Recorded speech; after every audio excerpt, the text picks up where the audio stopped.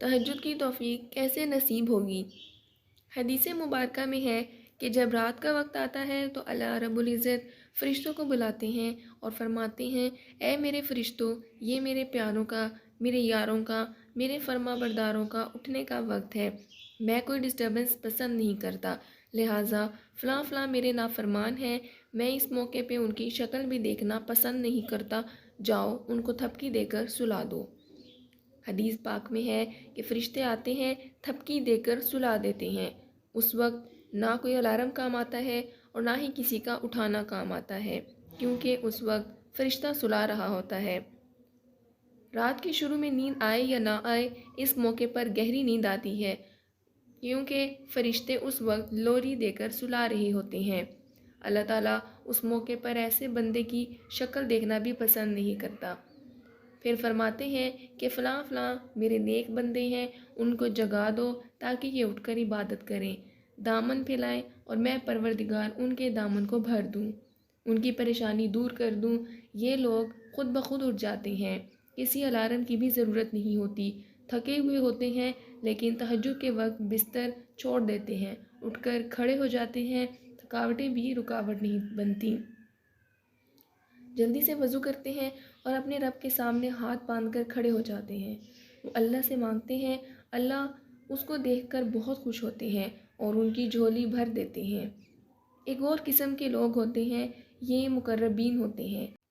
اللہ تعالیٰ فرشتوں سے فرماتے ہیں کہ تم جاؤ ان کی صرف کروٹ بدل دو، یہ چاہیں گے تو اٹھ کر نماز پڑھیں گے اور چاہیں گے تو لیٹے رہیں گے، میں پروردگار ان کی عبادت سے بھی راضی ہوں اور ان کے لیٹنے سے سونے سے بھی راضی ہوں۔ وہ لوگ ہوتے ہیں ان کا سونا بھی عبادت بن جاتا ہے، یہ مقربین ہوتے ہیں۔ تو حدیث پاک میں یہ 3 طرح کے لوگ بتائے گئے ہیں۔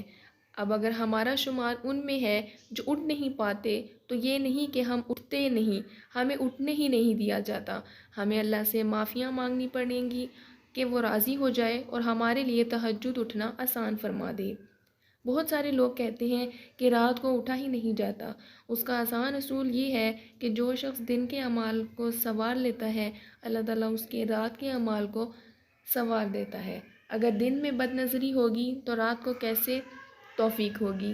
اگر انسان دن بھر گناہ کرتا ہے، جھوٹ بولتا ہے، آنکھوں کی بد نظری، کان موسیقی سے بھرے ہوں، دل اور دماغ گناہوں سے بھر جائیں، ہاتھوں سے تکبر کی بو آئے اور گردن اکڑی ہوئی ہو، تو اسے رات کے اعمال کی توفیق کیسے ملے گی؟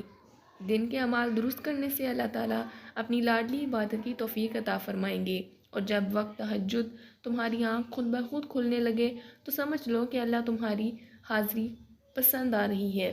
جو تم دعاؤں سے مانگ رہے ہو وہ ابھی تک ملا نہیں، تو سمجھ لو کہ اللہ تمہارے لیے اسباب پیدا کر رہا ہے، جلد ساری دعائیں حقیقت بن جائیں گی۔ اور اللہ فرماتے ہیں کہ جب تم رات کو سو جاؤ اور تمہاری آنکھ کھلے، پھر تم دوبارہ سو گئے تو تم نے مجھ سے بے وفائی کی، لیکن اگر تمہاری آنکھ کھلی اور تم نے وضو کیا، تہجد کی نماز پڑھی، مجھ سے مانگا اور میں نے تمہیں عطا نہ کیا، تو میں نے تم سے بے وفائی کی، اور میں تمہارا رب بے وفا نہیں۔